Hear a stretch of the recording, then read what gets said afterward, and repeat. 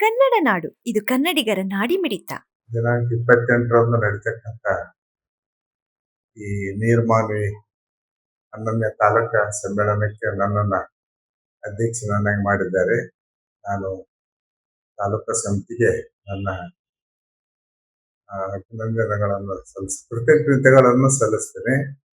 ನಾನು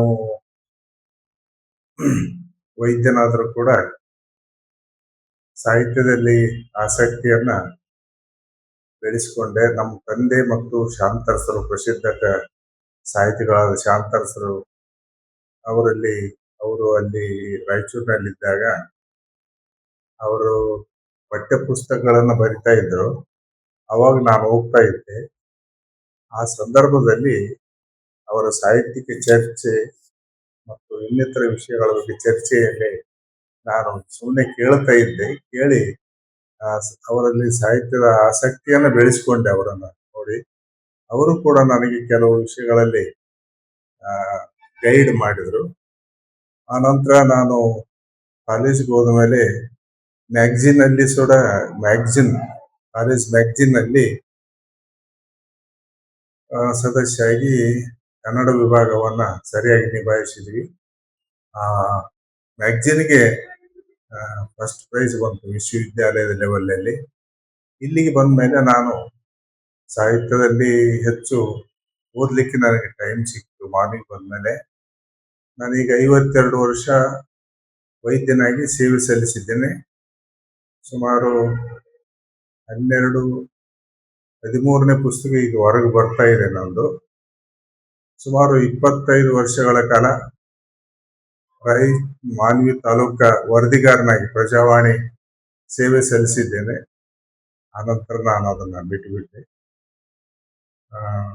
ನಮ್ಮ ತಂದೆಯವರು ಮತ್ತು ಶಾಂತಸ್ರು ನನ್ನ ಈ ಸಾಹಿತ್ಯಿಕ ಬರವಣಿಗೆಯ ಹಿಂದೆ ಅವರು ನನ್ನ ಬೆನ್ನೆಲುಬಾಗಿದ್ದಾರೆ. ಇವತ್ತು ನನಗೆ ತಾಲೂಕಾ ಸಮ್ಮೇಳನದ ಒಂದು ಗೌರವ ಕೊಟ್ಟಿದ್ದಾರೆ. ಅವರಿಗೆ ನಾನು ನನ್ನ ಕೃತಜ್ಞತೆಗಳನ್ನು ಅರ್ಪಿಸ್ತೇನೆ. ಮತ್ತೆ ಸಾಹಿತ್ಯ ಸಮ್ಮೇಳನ ಯಶಸ್ವಿ ಕೂಡ ಆಗ್ತಾ ಇದೆ ಅಂತ ನನ್ನ ಭರವಸೆ. ನಮಸ್ಕಾರ. ಇದೇ ತಿಂಗಳ 28ನೇ ತಾರೀಕಿನಂದು ಮಾನ್ವಿ ತಾಲೂಕಿನ 11ನೇ ಕನ್ನಡ ಸಾಹಿತ್ಯ ಸಮ್ಮೇಳನವು ನೀರ್ಮಾನ್ವಿಯ ಸಿದ್ಧಾರೂಢ ಮಠದಲ್ಲಿ ಜರುಗಲಿದ್ದು, ಈ ಒಂದು ಕನ್ನಡ ಸಾಹಿತ್ಯ ಸಮ್ಮೇಳನದ ಸಮ್ಮೇಳನ ಅಧ್ಯಕ್ಷರಾಗಿ ಡಾಕ್ಟರ್ ಬಸವಪ್ರಭು ಪಾಟೀಲ್ ಬೆಡದೂರು, ನಮ್ಮ ಸಮಾಜದ ಹಿರಿಯ ವೈದ್ಯರು ಮತ್ತು ಮುಖಂಡರಾಗಿರ್ತಕ್ಕಂಥ ಅವರು ಆಯ್ಕೆಯಾಗಿರುವಂಥದ್ದು ನಮ್ಮೆಲ್ಲರಿಗೂ ಬಹಳ ಸಂತೋಷದ ವಿಚಾರ.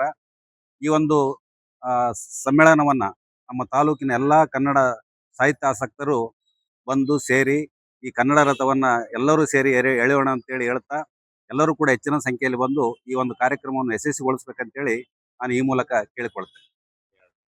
ಇದೇ ತಿಂಗಳ 28ರಂದು ಮಾನ್ವಿ ತಾಲೂಕಿನ ನಿರ್ಮಾನಿ ಗ್ರಾಮದ ಸಿದ್ಧಾರೂಢ ಮಠದಲ್ಲಿ ನಡೀತಿರ್ತಕ್ಕಂಥ 11ನೇ ಕನ್ನಡ ಸಾಹಿತ್ಯ ಪರಿಷತ್ತಿನ ಒಂದು ಕಾರ್ಯಕ್ರಮಕ್ಕೆ ನಮ್ಮ ಸಮಾಜದ ಹಿರಿಯರು ಆಗಿರ್ತಕ್ಕಂಥ ಪ್ರಖ್ಯಾತ ವೈದ್ಯರು ಆಗಿರ್ತಕ್ಕಂಥ ಡಾಕ್ಟರ್ ಬಸವಪ್ರಭು ಪಾಟೀಲ್ ಬೆಡದೂರು ಅವರನ್ನ ಸಾಹಿತ್ಯ ಸಮ್ಮೇಳನದ ಅಧ್ಯಕ್ಷರನ್ನಾಗಿ ಆಯ್ಕೆ ಮಾಡಿರೋದು ಅತ್ಯಂತ ಸಮಾಜಕ್ಕೆ ಒಂದು ಹೆಮ್ಮೆಯ ವಿಚಾರ. ಈ ಒಂದು ಕಾರ್ಯಕ್ರಮದಲ್ಲಿ ಮಾನ್ವಿ ತಾಲೂಕಿನ ಮತ್ತು ಸುತ್ತಮುತ್ತಲಿನ ಎಲ್ಲ ಗ್ರಾಮಸ್ಥರು ಭಾಗವಹಿಸಿ ಕನ್ನಡಾಂಬೆಯ ಒಂದು ಕಾರ್ಯಕ್ರಮಕ್ಕೆ ಹೆಚ್ಚಿನ ಮೆರುಗು ತರಬೇಕೆಂದೇಳಿ ನಾನು ಈ ಮೂಲಕ ವಿನಂತಿಸುತ್ತೇನೆ. ಈ ಒಂದು ಕನ್ನಡ ಸಾಹಿತ್ಯ ಸಮ್ಮೇಳನ ಅತ್ಯಂತ ಯಶಸ್ವಿಯಾಗಲೆಂದು ನಾನು ಈ ಮೂಲಕ ಕೇಳಿಕೊಳ್ತೇನೆ. ಸಬ್ಸ್ಕ್ರೈಬ್ ಮಾಡಿಕೊಳ್ಳಲು ಕೂಡಲೇ ಪಕ್ಕದಲ್ಲಿ ಕಾಣುವ ಬೆಲ್ ಐಕಾನ್ ಕ್ಲಿಕ್ ಮಾಡಿ ನೋಟಿಫಿಕೇಶನ್ ಪಡೆಯಿರಿ.